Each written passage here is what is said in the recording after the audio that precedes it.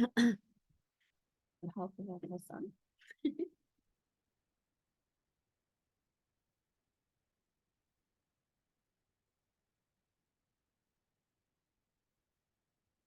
Okay, so we're gonna work on the assignment. Let's look at our notes and our assignment. So today we're gonna do wireless attack. We are gonna talk about wireless network attack. Some of the attacks we already learned from the prior chapters.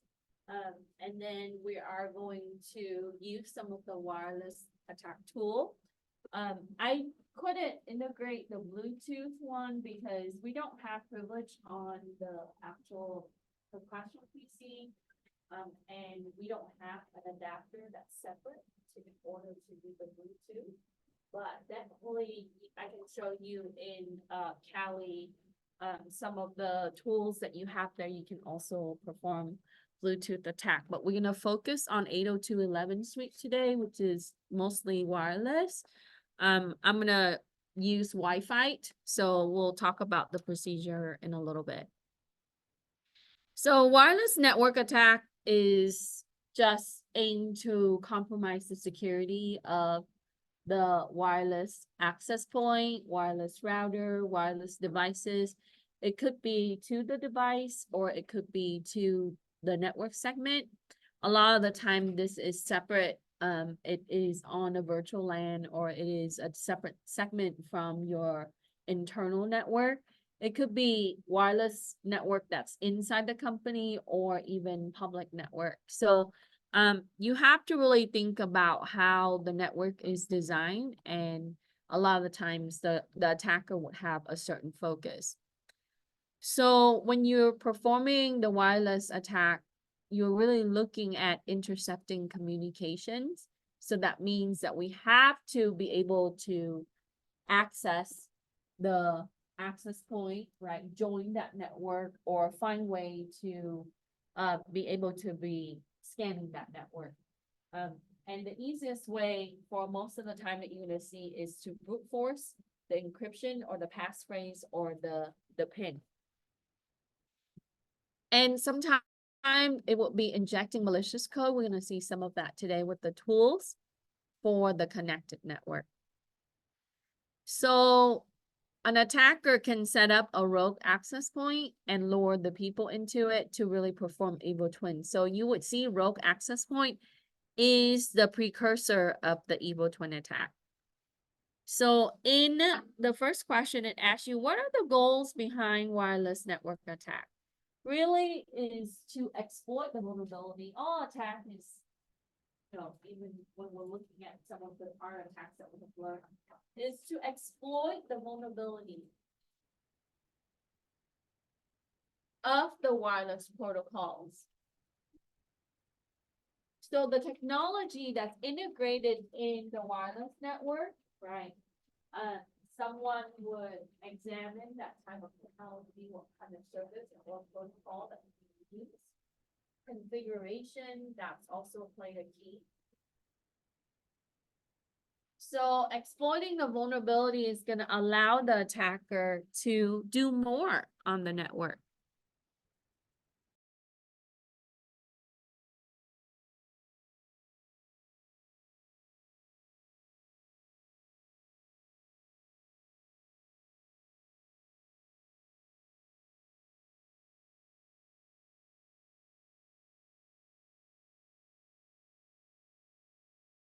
It would help if I unmute. Configuration for the network is important because sometimes you will have public Wi-Fi access point that's configured with lower encryption, right? You might not need a PIN or a key in order to access them.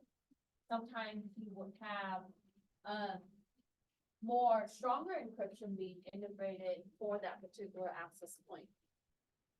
So the lack of configuration or even the default configuration out of the box, someone can plug the device in, like the router or the access point, turn it on and just use it, sure. Right, that's why I did far lab today. Out of the box, we're just gonna use the default settings and we'll see how far we go, right? So you don't want to use the default setting. And then the devices that are connected to that network. So for example, someone's using public Wi-Fi, they're logging into their web application to maybe pay bills or checking their bank account. That's not advisable, but people would do that, right? Because they're not knowledgeable in security or other area. So what you see is that the device can also be jeopardized if they're part of the network. I think wireless is the weakest area in your network, and it is often targeted outside of your web.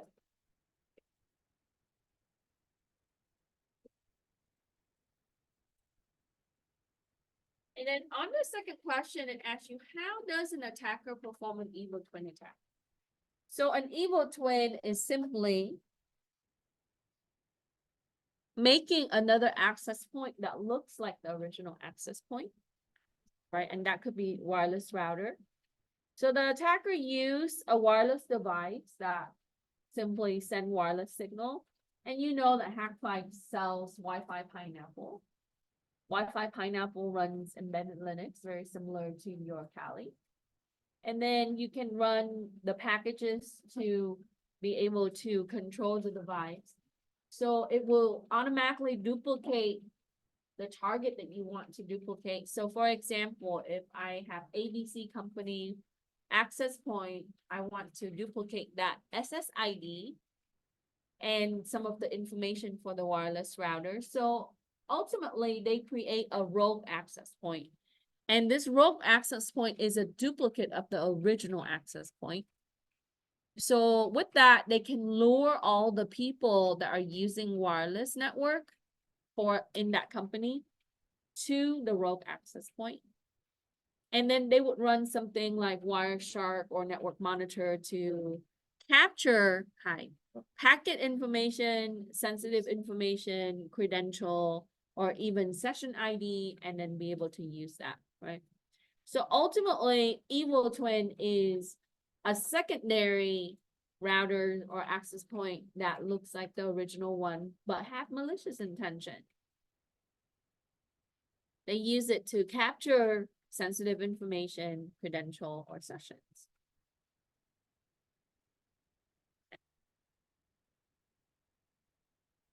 So how can you tell if Evil Twin is there, right?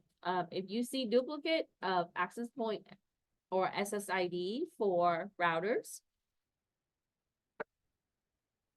Now, an effective network administrator, a security administrator would quickly determine if there is a rogue access point or a wireless router.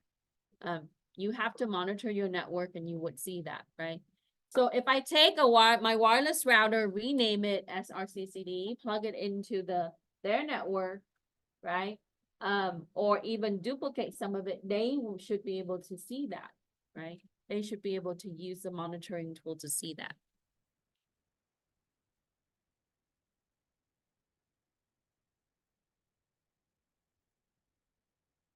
So here, they give you some information about how to really prevent. A lot of it is from a user standpoint. If you need to use public Wi-Fi, you need to use VPN with it because it's not secure and you don't know who's on there. Some of the practice from a personal standpoint is you have to have multi-factor authentication. You should only visit safe sites using VPN. But from an administrator standpoint, you need to make sure that you monitor your network segment. You need to use security appliance, intrusion prevention system and intrusion detection system should pick up any kind of rogue IP, and those rules should be set on those security appliance. You are going to do the DOF attack today, right? Some tools are more effective than others. You already know that, right? Sometimes we would have a target and we would use a certain tool. And if that target is secure or have configuration that it cannot be jeopardized, then you might not be successful. So you have to attempt it with different tools and things like that. So the authentication, I can't say, DAuth is often the term or disassociation attack is a form of denial of service. You simply making things unavailable or communication for that network unavailable. And it uses the authentication. I have a hard time saying that word today. Frames that is used. So it uses this association frame or the auth frame.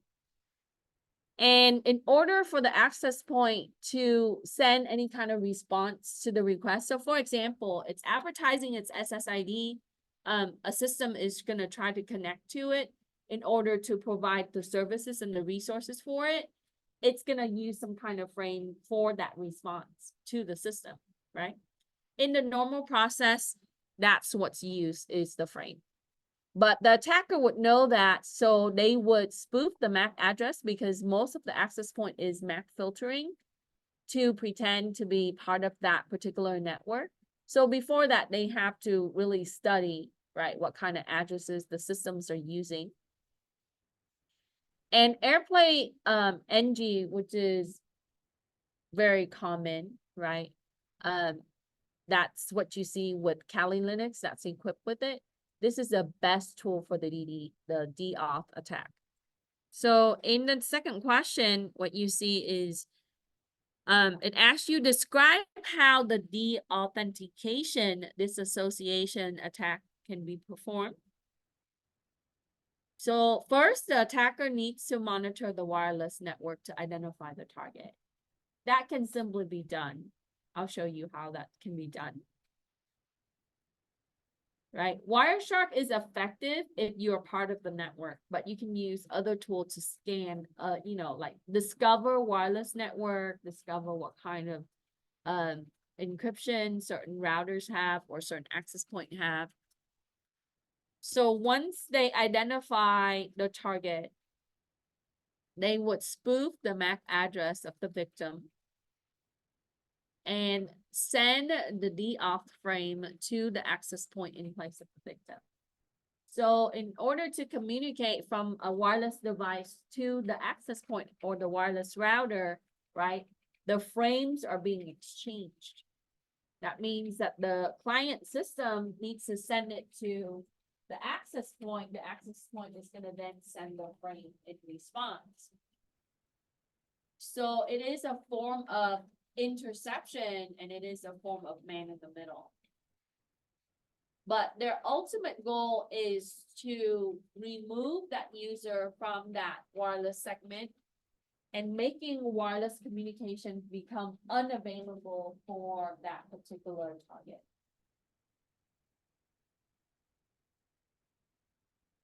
So once the access point sends the frame to the attacker, the victim becomes disassociated with that wireless network. So if you explore Wi-Fi Pineapple, it has this capability. That means that once you make it an evil twin, you can start kicking people out. So simply you are disassociating them from that wireless network. Okay. By removing or corrupting the frame that was originally communicated with that particular system, right? And intercepting that frame with the original. So you do see this being used quite a bit. So it's commonly used just to remove someone from that particular wireless network.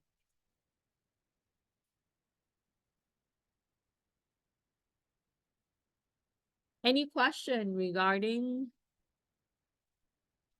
disassociation attack? You just disassociate them with that wireless network, right? Using disassociation frame. Because once they authenticate based on passphrase, or it depends if you're using PSK or PIN number for WPS and so on, right?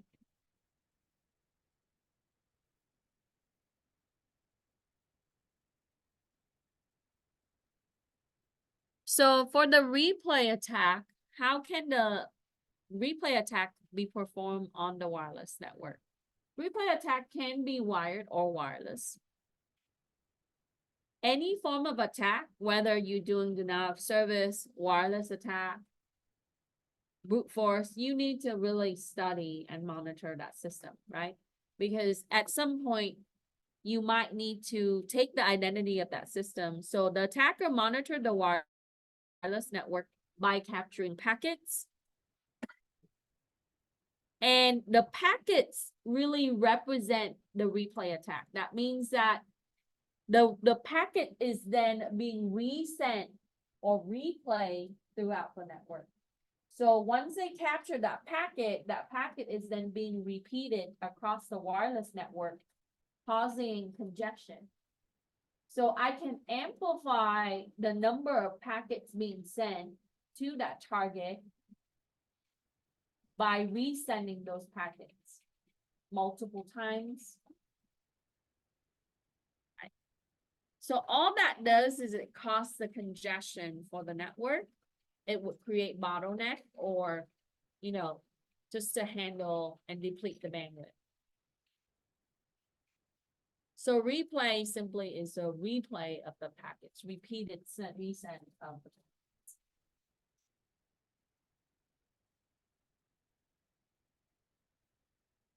So there are equipped tools that are already built to copy packets, right? Regenerate and then automate the process and regeneration of the packets.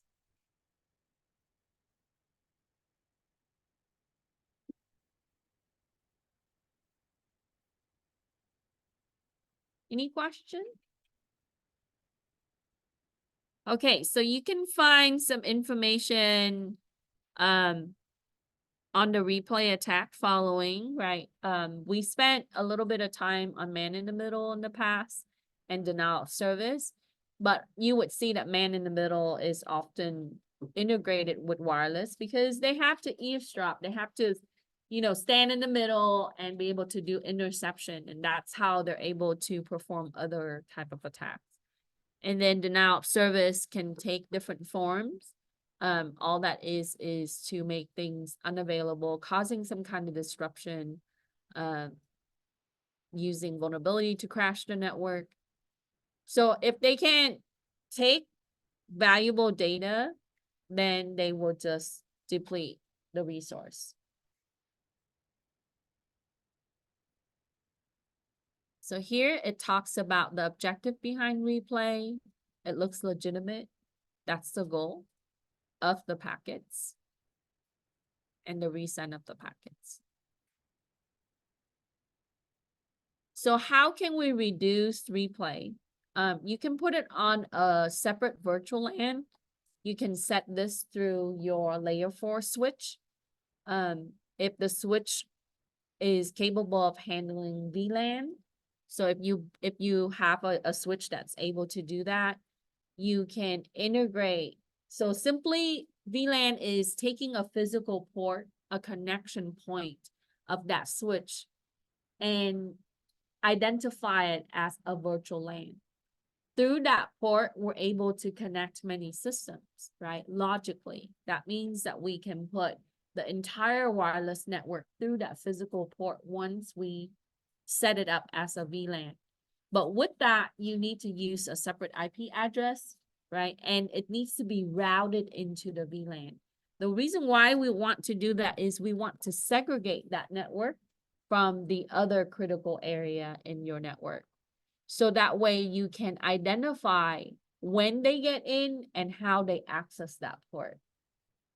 You do see VLAN escapes just like any other type of attack, but it is a little bit more minimized compared to if you have it wide in the open. So normally when you set up a network, I would connect my access point to an actual switch connection, a port number like port 18, right? And if I just connect it, and I would make sure that I add the MAC address for my wireless router or access point onto that switch, so that way we can also control the physical port. But instead of just doing that, you can integrate virtual LAN. So configure the switch to see that as a VLAN port, and then use that port to implement filter So anything coming from that port 18 physical port, you tell your prevention system or your detection system to check it. You can do that for port value in firewall or security appliance. That's very important that you do that, because a lot of people set up VLANs and they call it a day. But the use of VLAN is to verify that port and the traffic through that port. It's kind of like, you know, how they send you to detour, right? Everybody goes into that street. And then if you ever seen police checkpoint, they funnel you into that one lane, and then they would check, right, your paperwork and making sure that, you know, you're not driving drunk. It's exactly, we're doing that with the logical network, is to funnel everybody through that port for that wireless segment, but checking the traffic coming through that port, making sure that, you know, the traffic is not brute forcing or performing any other form of attack. The downside of that is, yes, it does slow down. There's some congestion, but you don't have to use just one port for that. You can use multiple ports for VLANs and be able to balance some of the work. Okay. Okay. So here it talks about encryption and using additional implementation for encryption keys. So whenever you use encryption, because wireless uses encryption, you just got to make sure that your keys are well maintained. Encryption is only effective if your keys are secure. Okay. Hi, how are you doing? Okay. So we were just finishing number 4. Let's talk about different areas of wireless. So out of the box, when you're looking at a wireless router, you would see that WPS button, right? This is used a lot of the times for just simple if you go to LAN cafe, sometimes they use this. A lot of the printers, right, like HP printers, printers that you see that is wireless, has this capability. So that way people can easily connect to it. But when you open that up, you just know that it can be used for malicious intention. So we're going to perform WPS attack today. That's the first thing that I normally look at when I'm using wireless attack tools, is to see what kind of configuration that they have on that adapter or on that access point. So for example, if they're using WPA only, right, or WPA2, then I know that, you know, encryption needs to be cracked or key has to be captured. That will take more time and effort. Whereas WPS, we can crack the pin very fast. So I was demoing to the high school student this morning. I ran Wi-Fi, which is, you know, part of our lab today. 8 characters, numerical value pin was discovered or cracked in less than 15 minutes, right? And that's on a slow virtual machine. So imagine if you have more of a powerful system with more core. So I'm running virtual machine, Kali Linux, trying to show this to the kid. This is why you don't, you know, use unsafe Wi-Fi, right? WPS can easily be attacked. So turning on, pressing that button, and on these routers that we have here, it's just this black button right here. So I can just activate it. And out of the box, that thing is on, right? So you can turn it off. Now, if you're using WPA2, WPA2 can be attacked, right? I think I put that into the notes. Now, the new thing is WPA3. So encryption is just, the algorithm is more complex, the key is longer, and ultimately we're just buying more time. Okay, so eventually that will be jeopardized as well. But having, you know, more secure mechanism within your wireless access point or the configuration of it is going to help. So the best tool that you can use is Reaver, and Reaver is built into Suite that you would see. You can use it separately, or you can use it with a group of tools for wireless. So it does well with WPS attack. So when you use Wi-Fi today, it is a form of it. And then Aircraft NG is underneath Wi-Fi. So there are existing tool that's built, but Wi-Fi is a lot more user-friendly and it's responding a little bit better on the display. So it's gonna show you, you know, that some of the features are slightly different. So that will do well with brute forcing. So ultimately, a lot of the wireless attack is to crack, right? The passphrase, the keys, or the PIN just to get into your wireless network. Any question? So WPS attacks is here.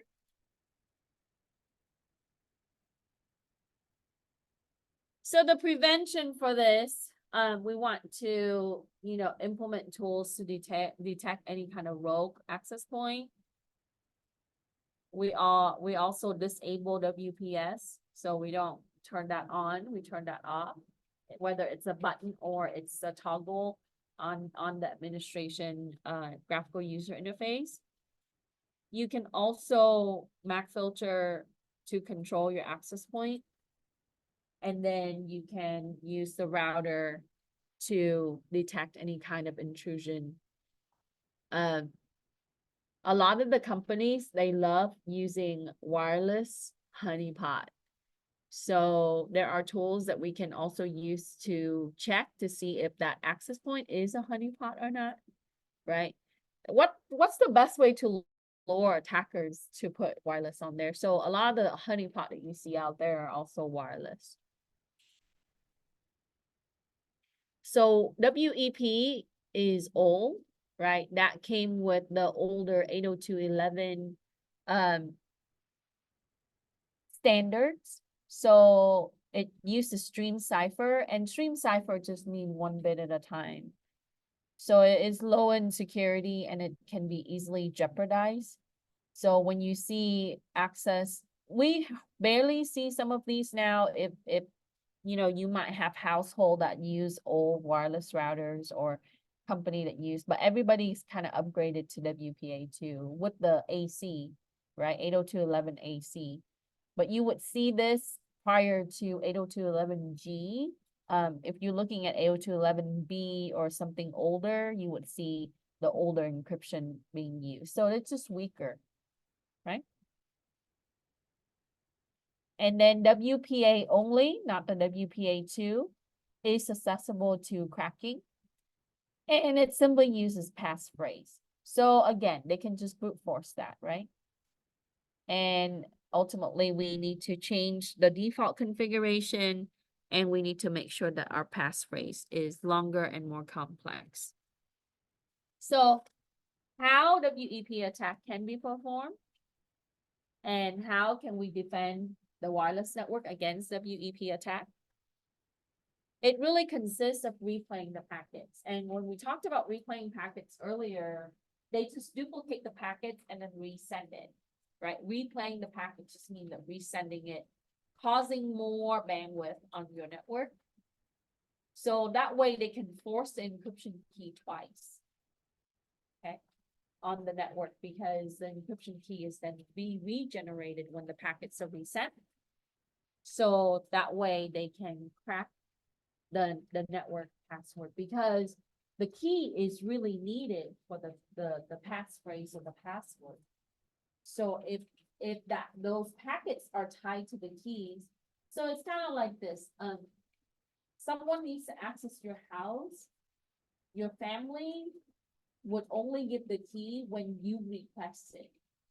So someone records your voice and keep replaying it, so that way your family keeps giving them the key.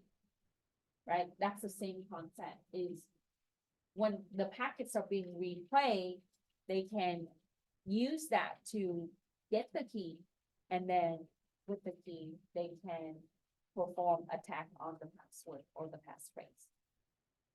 So we need to disable WEP most of the time. Out of the box, your wireless router or access point have these disabled. That will reduce some of the risk. So ultimately in security, the rule is if you don't use it, disable it, right? If it's weak, disable it. So if you know that it is a vulnerability, don't use it and disable it. Any question?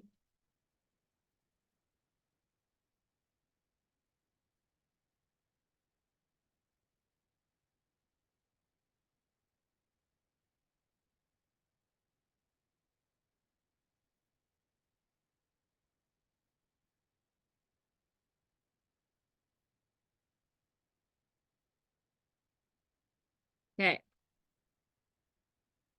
So WEP and WPA attack information is here. And then we get into WPA2 attack. So sometimes when you're using the tool and you know that they have WPA2, because you know that it's an AC router, when you scan it, it's going to tell you the type of encryption that's used. You know, before 2017, which is still a while ago, right? And people still harp about, you should use WPA2. It is mostly safe. It is harder to crack. It takes time. And you're gonna see that today when you attempt, you know, Airman NG.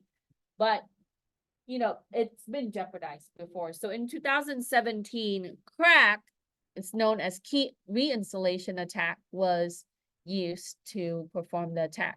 Remember what I said, all of these things is going to tie back to the encryption. Encryption uses key. So the attack is usually surrounding brute forcing or capture the key. Whichever way that you use, you just have to think about how the keys are sent, communicated, exchanged, used. You just have to approach those processes in the attack. And that's how you can obtain the key. So crack is a way that we can have the key reinstallation. And with that, we're able to get WPA2 encryption crack. Okay. So now it becomes vulnerable, and the new thing is WPA3. But you don't see a lot of that either. I think the AC router now in the market, it started to come with WPA3. Okay. So we just want to make sure that we have the proper protection. Some of these things are repeated from the other area, but so let me put this down a little bit for number 7. So for 7, it says what type of attack usually is performed when attempting WPA attacks. So you often see brute force, right? In the notes, it talks about that. So password attacks, and you don't need to do brute force. You can do dictionary attack. You can do rainbow attack. You can, you know, so in the horizon of password attacks, there are many other areas. Most of the wireless attack tools will come with dictionary attack and brute force attack, or sometime using hash-based attack. So because you know that passphrase and things are stored with hash, and with that, sometimes hash can be cracked, but password attacks is often, and brute force is one of the common ones.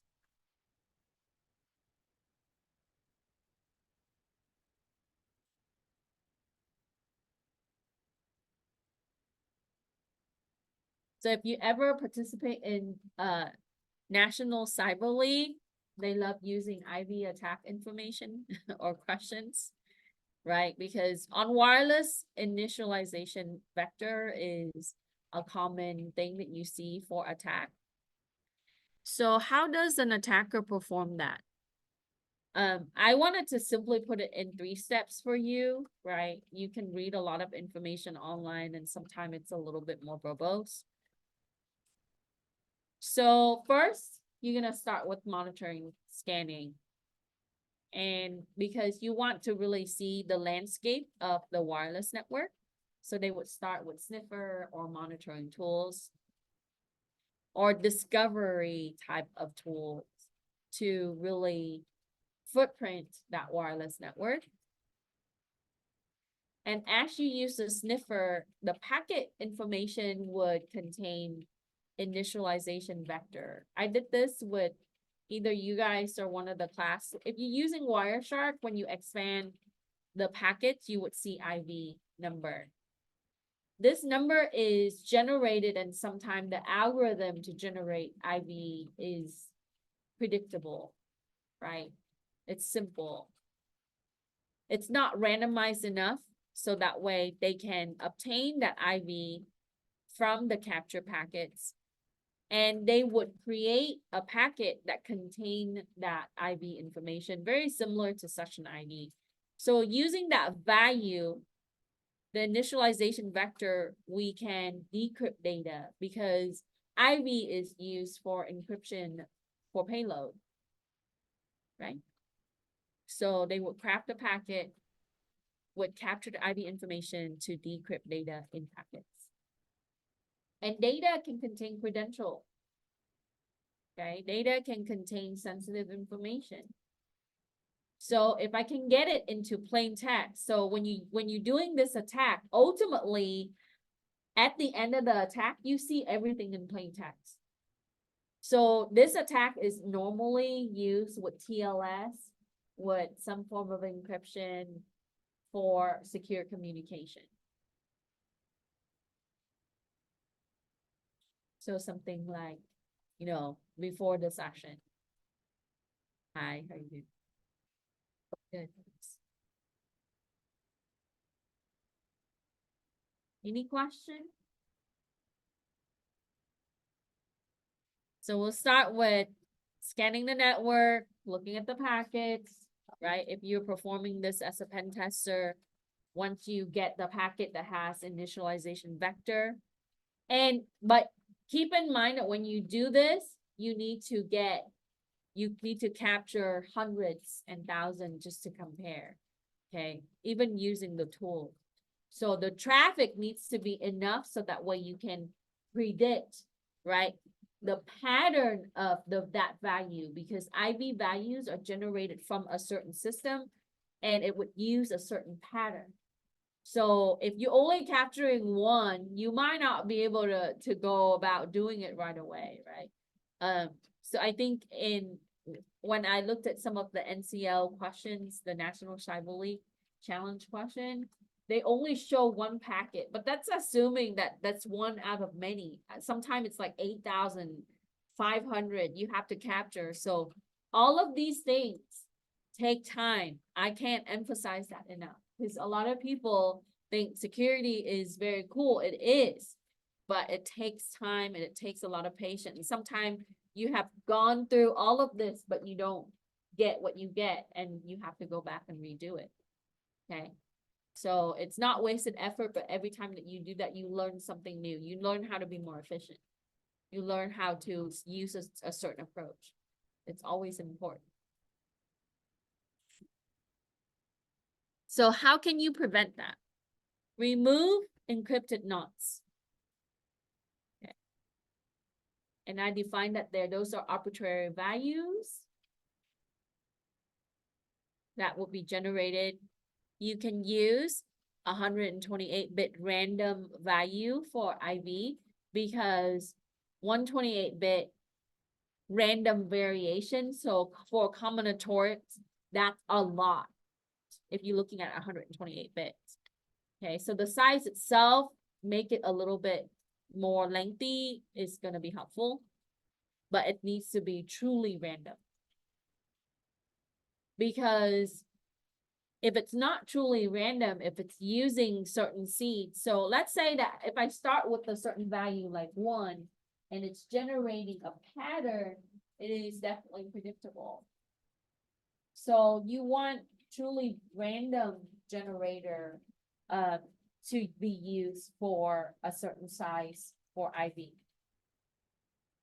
You should also use a separate block for IV encryption, and because it's using block encryption, so that just means chunks, right? If you're combining one chunk with, you know, IV value and other things, they just decrypt that chunk and be able to access the content for that chunk. So block just means that we chunk up the data, and with that we would chain it. So in order to decrypt, you have to be able to access the value, the key value to decrypt that block. So just think about like a train, right? If you ever travel on a train, in order to go from one car to the next car, right, you have to unlock the door and then go to the next car, right? Blockchaining is similar to that. It's connecting one block to another with a specific value, and it's using the key. And you see some of this in cryptocurrency. It just takes a lot longer to break, but it is definitely breakable. So when you locking things in chunks and then chaining them, so in order to break, you have to unlock the first one, the second, and then the second one, and then the third one. So by the time that you get the entire data, it just takes longer, and security is about buying time. So when you're chaining the blocks, you're just chunking it and locking it. That why that chain, that password so long? Yes, but also they're chaining the servers that are used for decrypting, you know, your authentication when you're using blockchain. Yeah.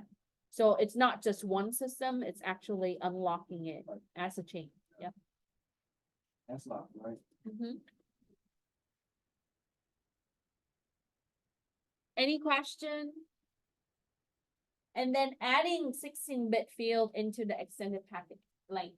So stuffing the packet or adding it. So anytime that we add values or length to, you know, things, you know, in password, we call that salting, or in hash, we call that salting, right? You adding bits, but this is gonna be a field that's gonna be added to the packet length. So that way it is larger, it is different. It is harder to break.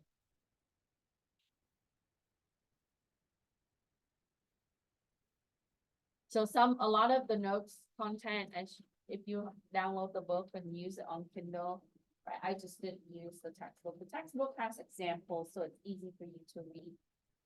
But I'm using PurpleSec and some of the mainstream security consulting pieces that is used for education. So, you know, so you can get more of like industry-based knowledge. Oh, sorry. My question is totally not making sense. I was really tired when I wrote this. Why?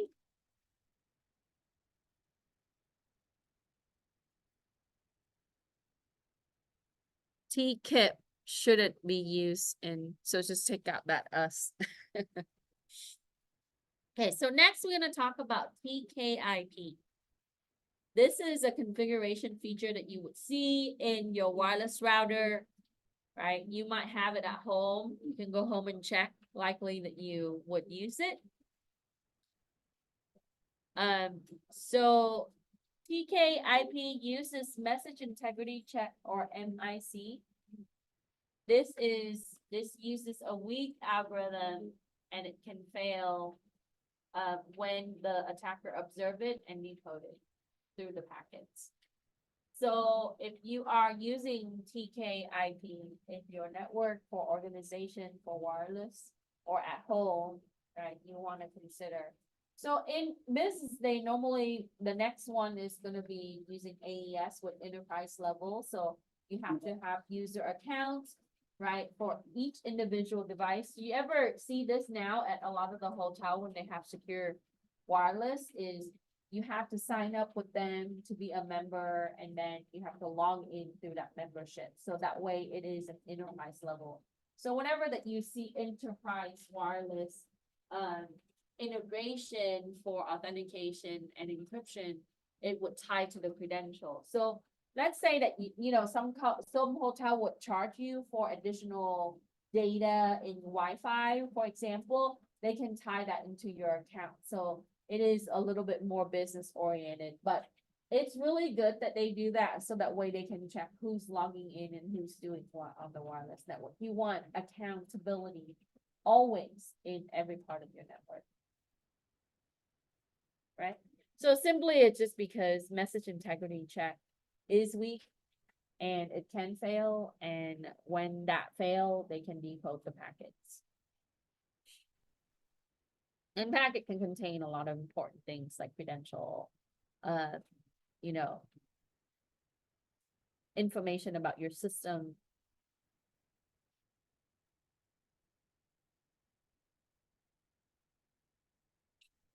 Any question?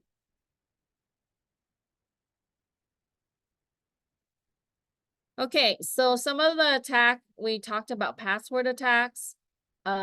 Packet sniffing, we spent a unit on it, and that's part, and including what that is eavesdropping. So I included some of the information more on eavesdropping. So anytime that they're listening or they're waiting, they're looking at your packets, that's eavesdropping.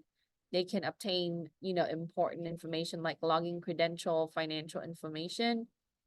So to be successful with that, they need to weaken the connection or the communication between the system. So normally eavesdropping is used for man in the middle, and other like IV attack and other things. So you would see that they would sniff out the packet and use the packet toward their advantage. So IV information is here, right? Hi. TKIP attacks is here. And I want to point this out. So in this section, it talks about MIC. So for the encrypted frame, MIC is used to check the integrity of it. So think of it like it's looking at to see if it's been modified or not. So if it fails, there's a 60-second window that can be jeopardized, right? So they would monitor that and they would wait for the failure. So that way, because, you know, changing the packet would change the integrity of the packet, right?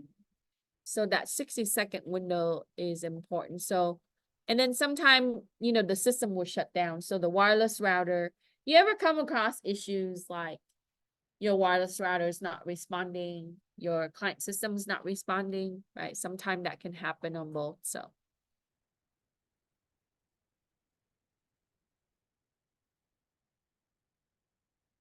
So here the suggestion on how to defend some of that or improve or prevent. So we want to use secure protocol like SSH, HTTPS. And then you want to use EAP. So that's for remote access through the wireless. Okay. Any question regarding TKIP or any of the other form of attack? So let's talk about war driving.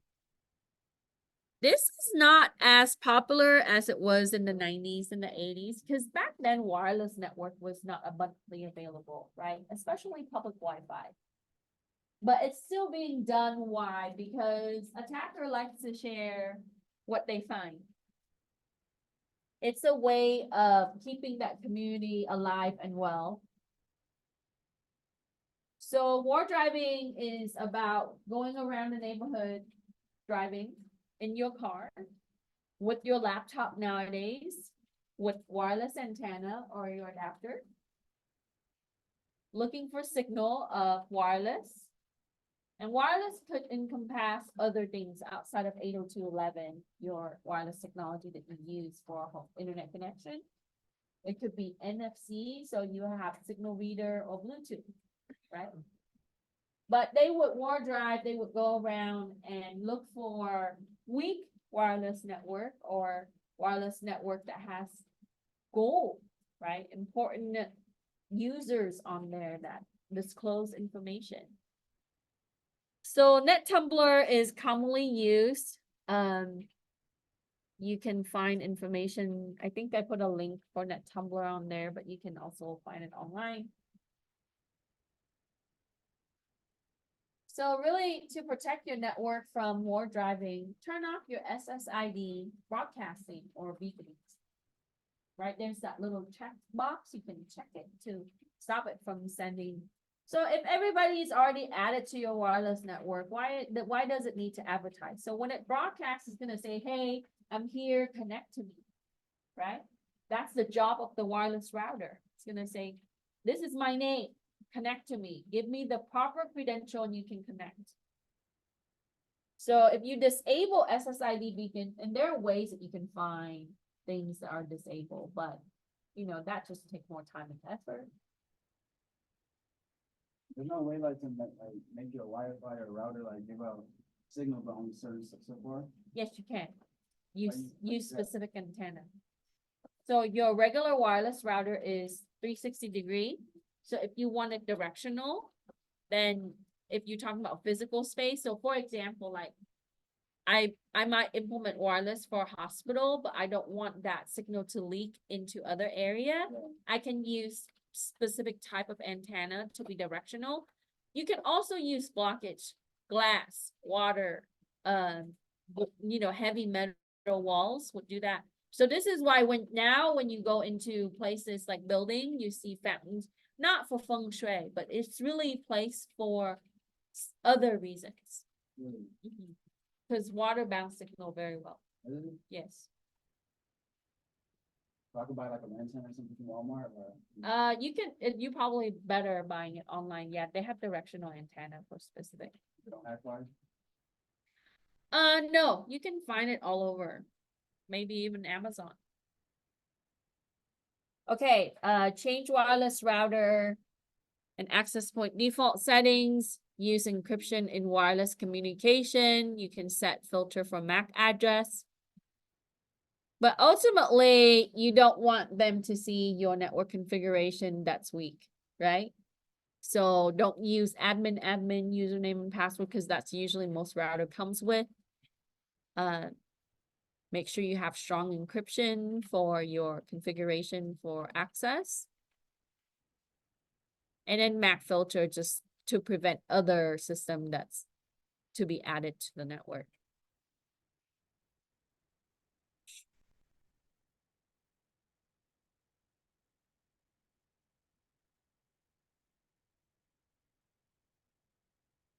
So with war driving, we need to talk about war chalking.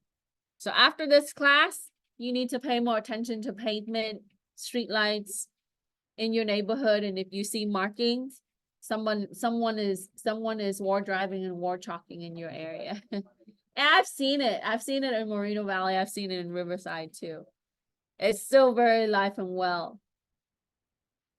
Right. As I mentioned before, I was scanning wireless networks the other day in my area, and I live over on the, I guess, south side of Moreno Valley, I guess. Yeah, I was seeing FBI van popping up all over the place, right? It's an internal joke between my friends and I. We were like, yeah, if we want to set up honeypot wireless or things like that, we just do FBI van. Just change your SSID in that. I wanted to have time to give you cool SSID name, but it's just SSID. You can name it whatever you want. When you see that, try not to connect to it because usually people are looking at you when you're on there. Because people are so curious. They're like, what is the FBI looking at? What kind of network they're using? Who's on it, right? Yeah, so when it's questionable, don't join. Yeah, FBI stuff around too. And some people have the humor, so they just use the name like that. Okay, so war driving information is here, right? And then the prevention stuff is here. You can find it on your note. War chalking is this. So basically, if they find a weak wireless network, they would put some kind of drawing or mark. You often see that on like sidewalks and pavement. Sometimes it's large, sometimes it's small. They use chalk because it's cheap. And this has been done since the 80s and the 90s, so it's still being carried. If you go into Reddit and other communities, you would see that they had proposed, and I'm using newer symbols because the old one only have like fewer symbol. So the old one, when you see the circle, it's closed network. You cannot get access. But these are the new ones. Okay. So free Wi-Fi, that's public Wi-Fi. You often see it's like this. MAC filter, they will put a little lock inside.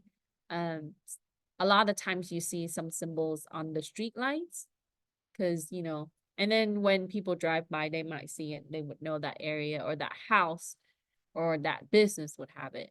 Restricted Wi-Fi, pay for Wi-Fi,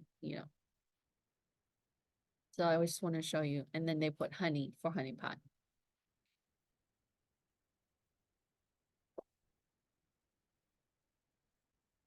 So let's talk about Bluetooth, right? Even with different Bluetooth standards, Bluetooth, unlike regular wireless stay in specific channel. Bluetooth actually does jump through the channels, right? So, but there are several ways to attack Bluetooth through pairing.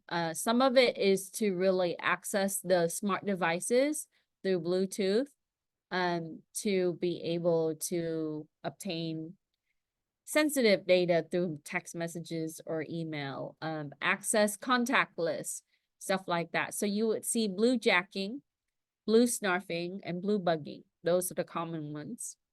If you use Aircrack NG, if you use Kismet, Kismet has a whole section on Bluetooth. I wanted to integrate Kismet for your lab today, but setting up the servers and things can also be intensive.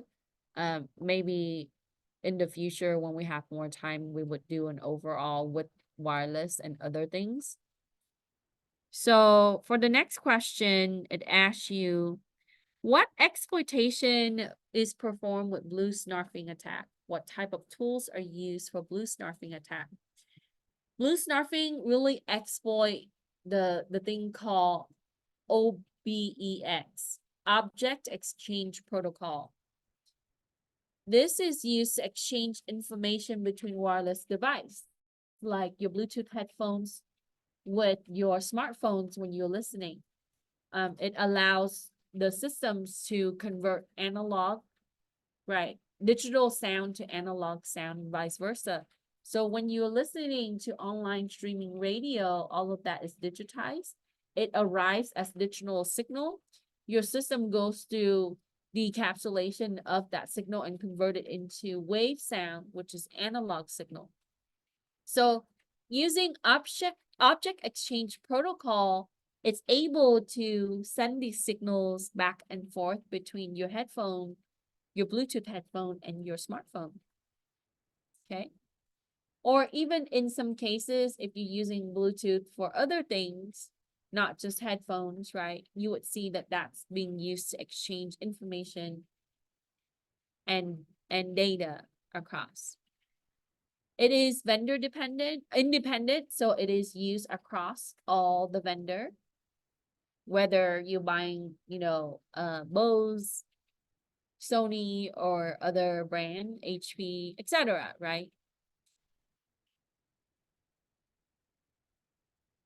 So the tools that you can use for blue snarfing, it also include Blue Bug, Blue Snarf Plus Plus, and Blue Smack. And some of the suite, like Aircraft NG, Kismet have include, or even Cane Enable have Bluetooth capability, or Bluetooth attack capability, I should say. But with that, you need adapter. So if your system doesn't have Bluetooth adapter, for example, if you're using a laptop to perform the attack, if it doesn't have Bluetooth, you need to have an adapter through USB. But I think nowadays, most of the system and devices have Bluetooth. So it's gonna seek, right, that the Bluetooth signal, which is slightly different than your 802.11, your wireless signal. And so for the Bluetooth standard, you would see they would come out with different standard versions, and it would have the version number. So your devices, through the change of standards, right, your devices is better equipped, more secure, better communicated, because the technology, the code that's integrated with the firmware is able to adapt to that. So just like how you would have USB 3.0 versus 2.0, right? The transfer rate is also different. So when you're going from one standard to another, sometimes it's not compatible. A lot of the time it isn't. So if you're using an old Bluetooth device with a new Bluetooth device, you cannot pair because there are different standards, just like 802.11, right? Some technology is not backward compatible.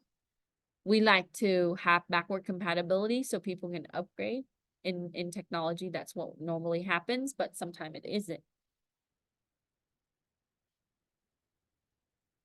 Okay, any question on snarfing? So now you know exactly what snarfing really does in the back.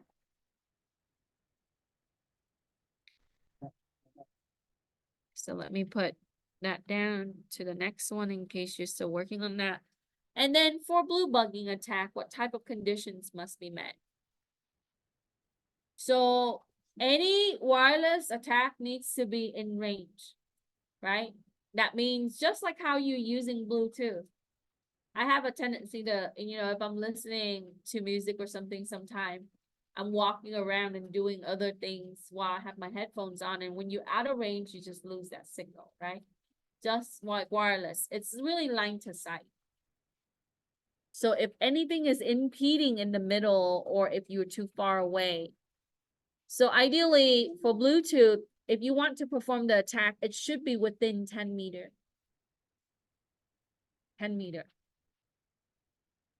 Now they can also use signal extender that allows them to go further. So Bluetooth attack, it is a shorter range than the other form of wireless attack, right? So if I'm in my car and I'm trying to attack somebody else's Bluetooth device, I just gotta make sure that there's nothing that's gonna impede the signal, and I have to be within the physical range of that target. And wireless attack is like that. You have to be in the range of signal, right? Otherwise, if you are far away, it's really hard. You can still send signal. It's just sometimes it doesn't reach it. And sometimes you have signal degradation where your attack doesn't really mean anything to that system, right? Because by the time it gets there, it's already gone. It's depleted. Does he have to have your password? Yes. Usually they brute force that. So if the guy you don't even know, Yeah, can pair with your device. just pair, but Most of the device have default password like 0000, Oh, I see. or if they don't know, if you set a pin or something, they would try to brute force it, and it's fast. okay, but if you have a good password, it can't do the Bluetooth. Yeah, if they don't have password, it's a little bit harder, but they can make it unavailable. So there are many ways. So if I can't use it, I make it, you cannot use it. Right? Usually that's the case. Oh. Okay, and then you have to make sure that it is on discoverable mode. So if it is available to see, then it's able to pair.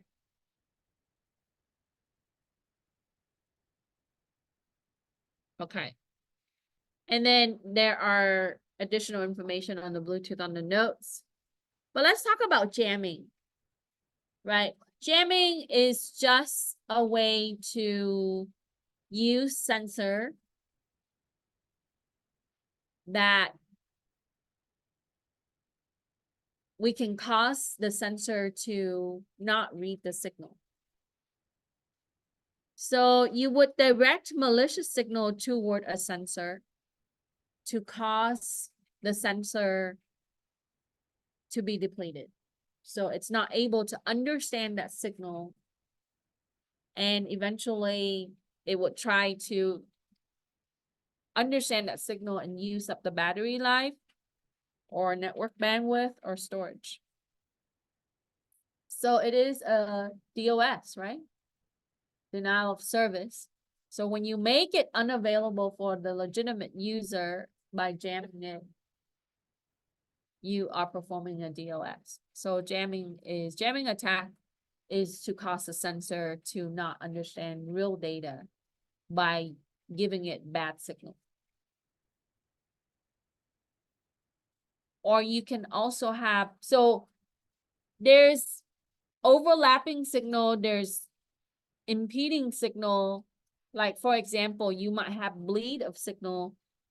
You would see this when you have a smartphone and you stand in front of the microwave, not a microwave, a microphone, you would see that pitchy noise, right? Because there are signals that are overlapping and it would cause interference.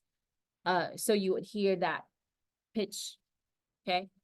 And using that same concept, you can generate signal to cause interruption in other signal by overlapping it through the same channel. All waves and signal is traveling on a certain band using a certain channel. So all they have to do is detect that channel, use that same channel, and generate other signal that overlaps your signal.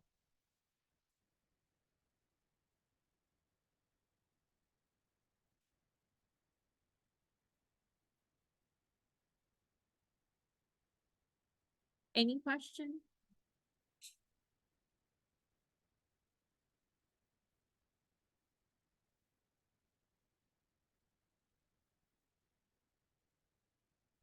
I think if you visit stadium concert places, sometime, you know that you can't, even if you see that you have, 4 or 5 bands on your wireless network, but you still cannot upload or send. They're preventing you to access the mobile towers and things, even though your system is sensing full signal for those. Because they don't want you to tweet, put it on Instagram, or send it on YouTube of the concert, the game, etc., until after it's done, right? Because they want to be able for the user to subscribe to that service, pay for that service to watch it live.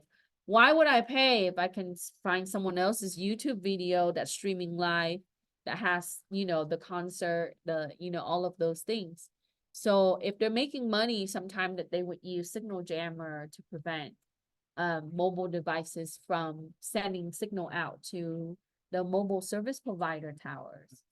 Okay, so that's common. That's very common. It's just using, signal reader and then signal bounce type of system. So they call it shield.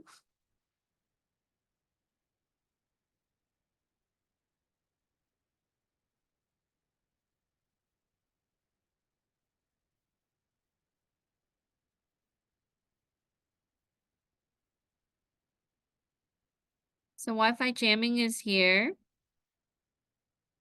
And then the prevention information is there using cryptography and honeypots.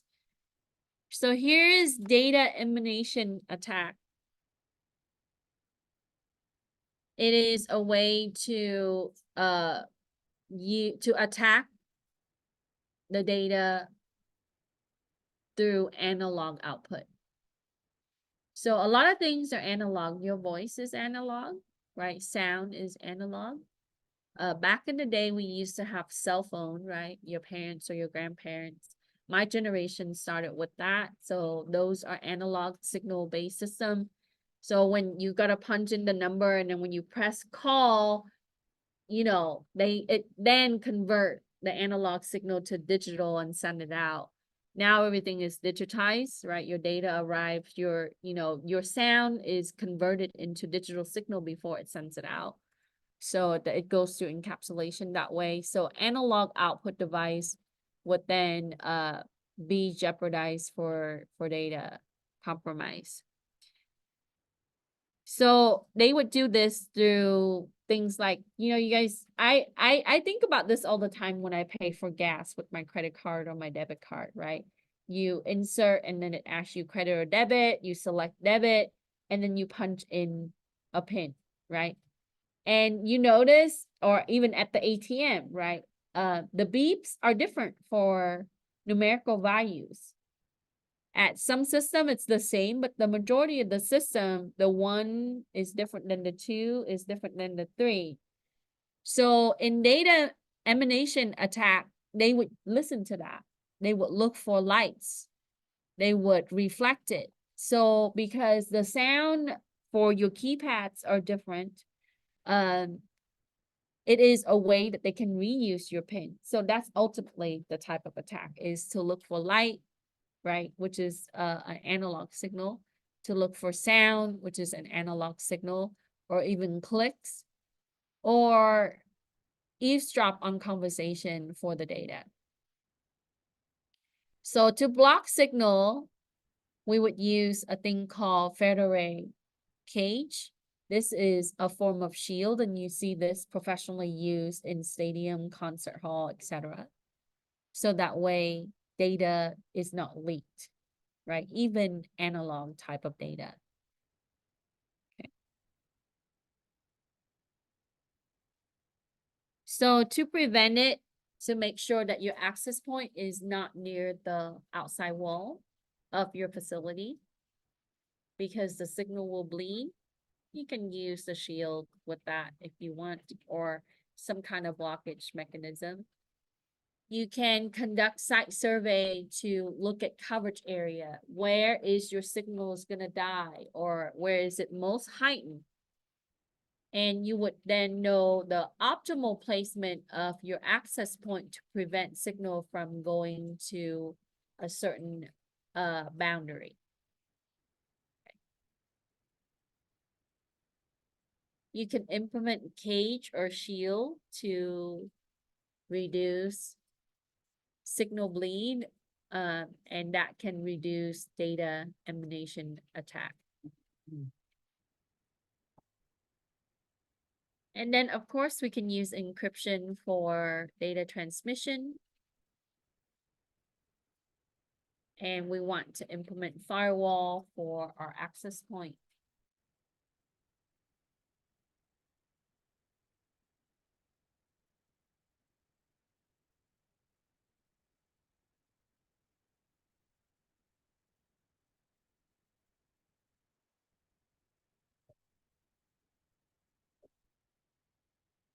Any question?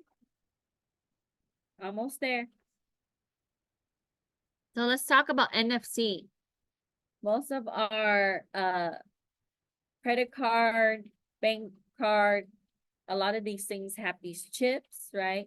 You can tap the chip with the card reader to pay. Your phone also have NFC.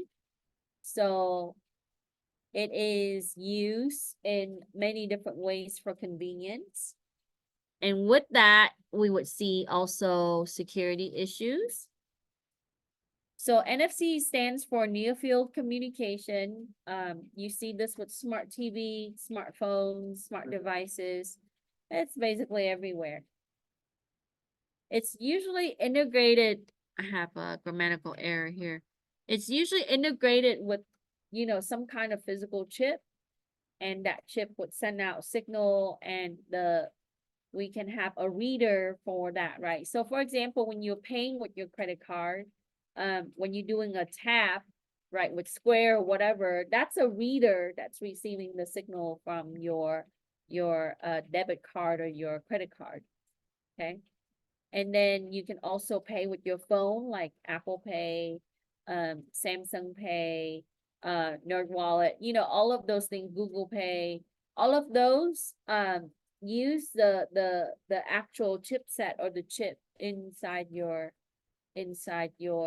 smart devices. So NFC operates on insecure communication channel. We have to watch out for this, right? You do see transactional system that they are, they have firmware updates and changes in that. I think for the, if you notice when you go and pay, there's only like a certain handful of models that you would see that would be used for credit cards, right? Transaction system. From what I know is like there are a couple handfuls of those companies around. They produce that, and then, they are the major vendor for worldwide. So the technology that they use, and sometimes you would see the upgrade in that, right? System will go away because, maybe they're not usable. People cannot use it well, or a lot of it is the security. Okay. Having more touchscreen capability versus, the smaller LCD screen and buttons. I really feel like the design for those could be so much better, right? They are getting a little bit better, but I hated the ones with the edge around the keypads to cover. It is protecting some of the security, but it is difficult to use. Buttons are small. It's harder when, you have larger fingers and all of those things. I used to install those in terminals, so familiar with them. But the banks, the debit card, they got the merchant code. They support that. I think the ATM machines have greatly improved. It is a lot nicer now with a lot of the ATM machine. It's more user friendly. It's more accessible, especially for people with wheelchair, or if they have, hand problems. You can actually voice command those things. So yeah, they've done a great improvement on ATM machines, but I think they could still improve ATM machines for sure. So let's talk about mobile device threats, and this is the second area of this is the second chapter, right? So with wireless, we have to talk about mobile devices, and mobile devices could be tablets, smartphones, IoT devices. So malicious file can be installed for eavesdropping to watch user activity and steal data. That's easy. That's spyware. You see this all the time with all of the things that we use, with all the browser, with Alexa, with Google, with all of those things. It's spy on your activity because they wanted to use it for marketing purposes. So it looks at your browsing pattern. That means, looking at history, cookies, interrogation, all of those things. And sometimes it activates your microphone. So it hears your voice because when your voice command, microphone is activated with that app, right?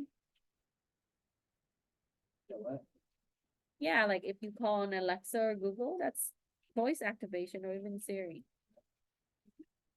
So you would see that it's always be listening.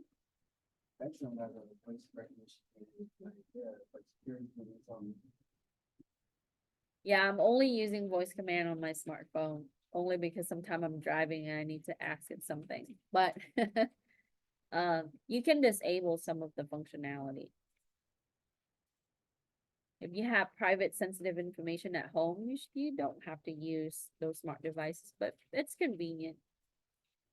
So if the malware gained access to heightened authority of the device, allowing the attacker to delete and install applications, to copy confidential information, that's called rooting malware.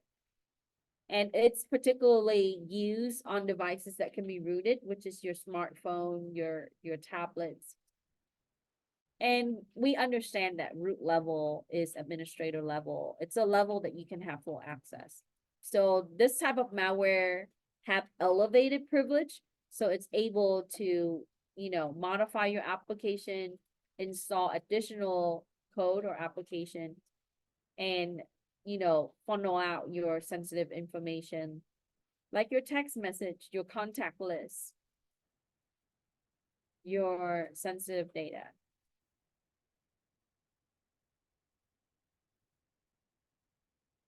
So this became really popular in the last, I want to say 5-7 years, is your mobile banking Trojan. Citibank suffer from this, right? That's how Costco Citibank data got leaked. So that's through a banking Trojan. So simply it comes in, it access all the other apps that is financially related, not just banking, right? So it would know that, you would log in for financial things, including some of the pay apps. It would then gather information, and then it also automate transactional processes.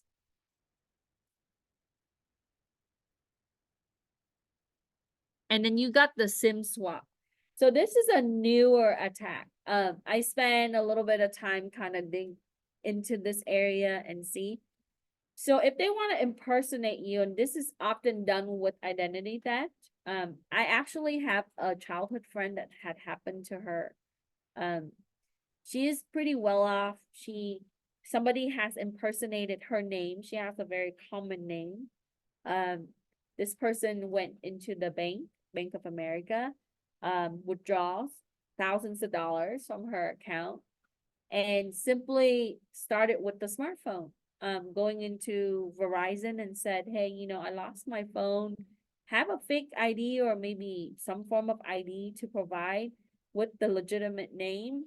Got the SIM card, put it in the phone. And then my friend had noticed that her smartphone stopped working, and she thought that it was something else with the phone. So she had brought it in. Verizon reported to her that, she showed up 2 days ago obtaining a different SIM. So you do see some SIM swap situation that happens. A lot of the time, this could be targeted type of identity theft. And then she started receiving messages. They have interception of her mail. So went through the whole ordeal with the police department, with all of these people, credit card companies, because they started using and obtaining credit card loans and things like that, because they wanted to become her, right? And so, no, it started with, her social security being leaked. So they were able to obtain some tax information and then go and show that they have her social security number. So they talked to Verizon and got a different SIM card on their phone. And then it started from there because once you have the phone, you have multi-factor authentication, right?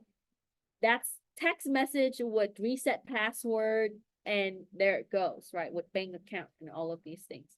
So it took my friend 2.5 years to clean it up and a lot of money, right? So she had to ultimately eventually change her first name, take on a different identity because, and then having to go through IRS and Social Security people to make sure she validates. So all of these crazy things happening.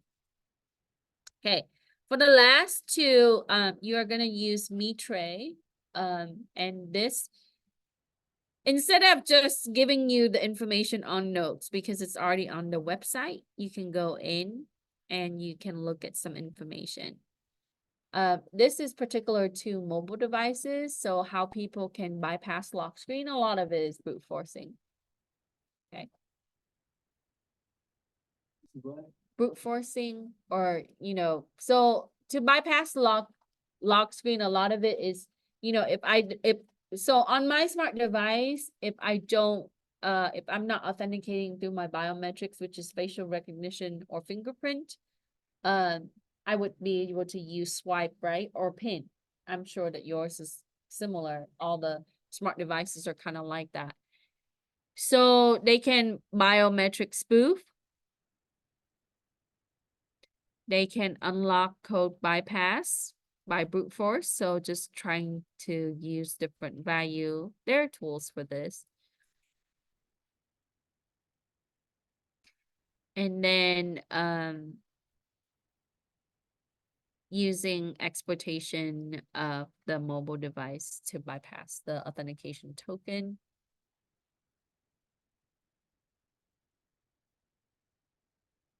And then I also share with you Brada, so you can go and look at Brada. This is Brazilian remote access tool for Android.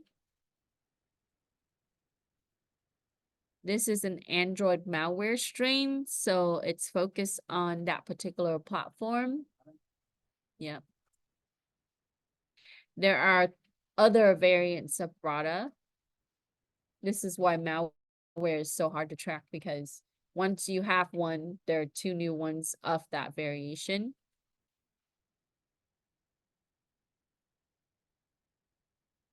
So it communicates with the C2 server. It does establish WebSocket, and it uses also HTTP. It exfiltrates data really well because it compresses the data and it's harder for the system to detect, especially if you're security software. And then there's injection that's involved. It also does language check. It works with WhatsApp. So, you know who owns WhatsApp? Yes, Facebook, Meta. So they Chinese people? No, WhatsApp is not. TikTok is. TikTok's owned by Chinese. But, they swear by their encryption, but WhatsApp is vulnerable.